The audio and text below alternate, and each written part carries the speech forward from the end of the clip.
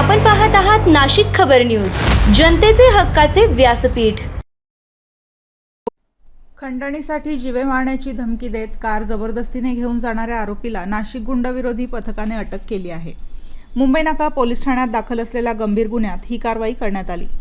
Wadala road येथील इसरार इस्लाम खान यांनी वाहन खरेदीसाठी घेतलेले 19 लाख रुपये दंडासह परत करूनही नासिर कुरेशी याने अधिक पैशांची मागणी केली। 28 एप्रिल रोजी त्याने फिर्यादीच्या गॅरेजवर जाऊन महिंद्रा स्कॉर्पिओची चावी हिसकावून कार जबरदस्तीने नेल्याचा आरोप आहे।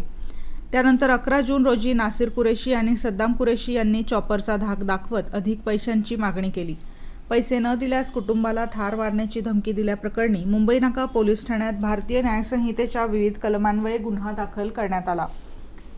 पोलीस आयुक्त संदीप कर्णिक, पोलीस उपायुक्त गुन्हे शाखा किरण कुमार चव्हाण आणि सहाय्यक पोलीस आयुक्त गुन्हे शाखा संदीप मिटके यांच्या मार्गदर्शनाखाली गुंडविरोधी पथकाने तपास सुरू केला।